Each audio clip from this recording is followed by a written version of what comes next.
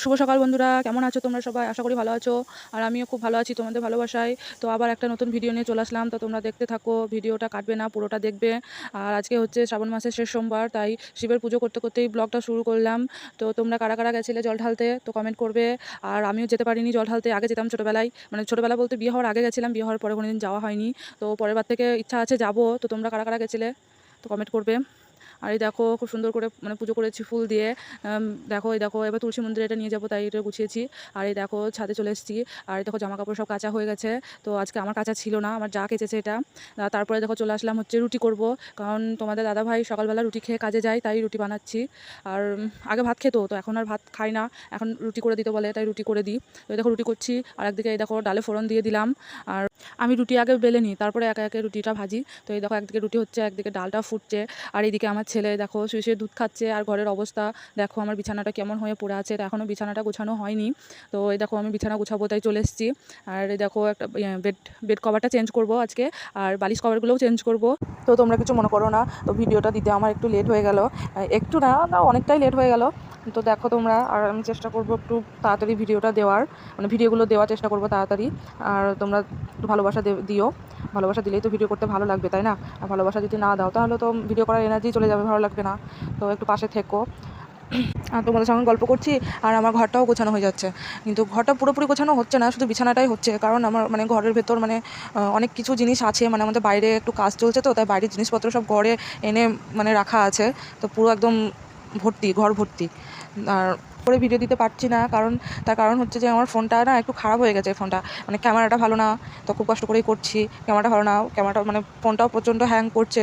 তো কদিন পরেই আমার নতুন ফোন চলে আসবে, তখন রেগুলার ভিডিও দেবো, মানে যতই সংসারে কাজ থাকুক না কেন ভিডিওই দেবো, তোমরা দেখতে পাবে ঠিক।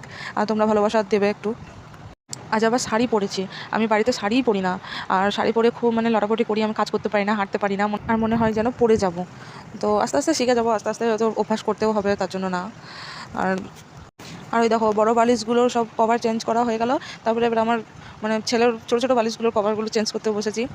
তো দেখো ছোটো ছোটো বালিশ একদম ভালো লাগে দেখতে এগুলো। আর এই দেখো বালিশ কভার ভরা হয়ে গেছে। তো এবার দেখো আমি বিছানাটা পারছি, চাদর পাচ্ছি।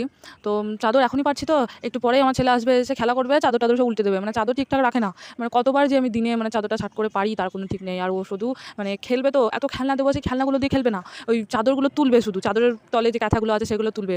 তো এই দেখো আমার বিছানা ঝাড়া কমপ্লিট হয়ে গেছে। তো আবার একটু পরে ঝাঁকার, তাই তার জন্য না। তো এবার আমি বাবুর জন্য ওই নাশপাতি মানে সিদ্ধ করবো, নাশপাতি সিদ্ধ করে পিউরি খাওয়াবো।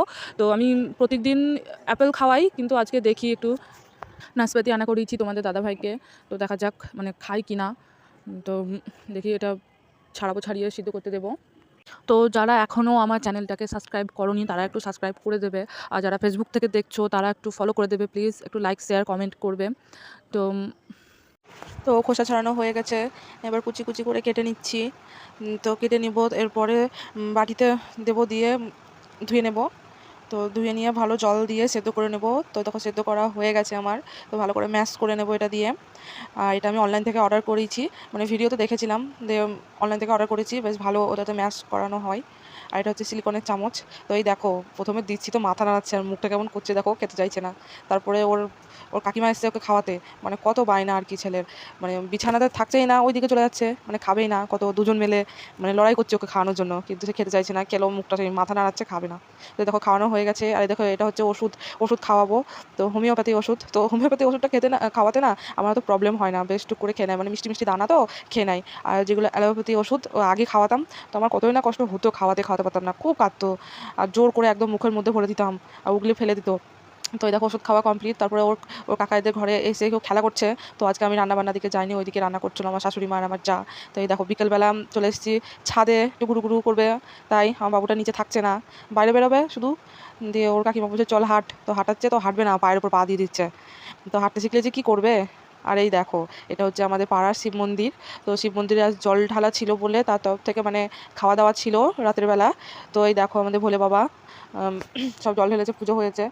তো ওইদিকে সব সব খাওয়া দাওয়া চলছে, ওইদিকে সব যাচ্ছে। আর ওইদিকে সব বানাচ্ছিল লুচি, তারপরে ছোলার ডালের তরকারি, বোঁদে, পায়েস। আর এই দেখো এটা মানে নন্দী।